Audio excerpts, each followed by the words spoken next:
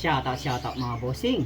So kung natatandaan nyo o napanood nyo yung binlog natin na ibon na naligaw sa loob ni Boss Jester Baluyot, so wala pong nag-claim actually. So ang ginawa po niya, kung yung sinabi niya sa video na pakakawalan niya kung walang mag-claim, so ginawa na po ng boss lodi natin na si Boss Jester Baluyot. So pinakawalan niya na po yung ibon. At ito po yung video, panoorin po natin. Pinakain po muna ni Boss Jester ang ibon bago niya pinakawalan para may lakas at makabalik sa may-ari.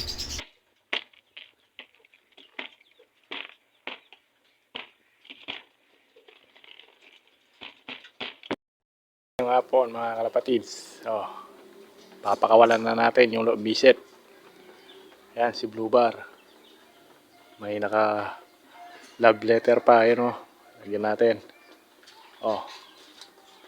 Sige na. Tama, dumago pa. Na, pakawalan na natin.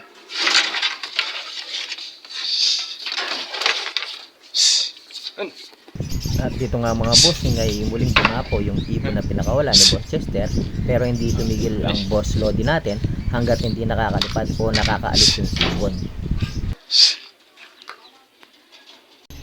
So ang patunay po na nakauwi na yung ibon ay nilagyan po ng love letter ni Boss Jester yung ibon bago niya pinakawalan. At nung makauwi po yung ibon do sa tunay na may-ari, nakita po nung may-ari yung love letter at nagmensahe po kay Boss Jester Baluyot na makikita nyo sa susunod na slide ng ating video. At eto po yung chat ng may-ari. Good morning po boss, maraming salamat po at nakauwi ng ligtas ang ibon ko. Ayan mga bossing, isa na namang legit na pansyera ang nagpatunay na hindi lahat ng nangangalapate ay likhang boy dagit.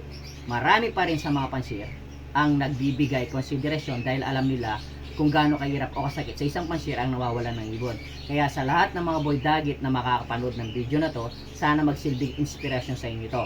So yung may-ari po ng ibon ay si Boss Nick Ibarra Nicolas from Tarlac. So once again po, shoutout Boss Nick Ibarra Nicolas at syempre sa ating Boss Lodi, si Boss Jester Baluyot. Shoutout sa inyo mga bossing, more power kalapatids!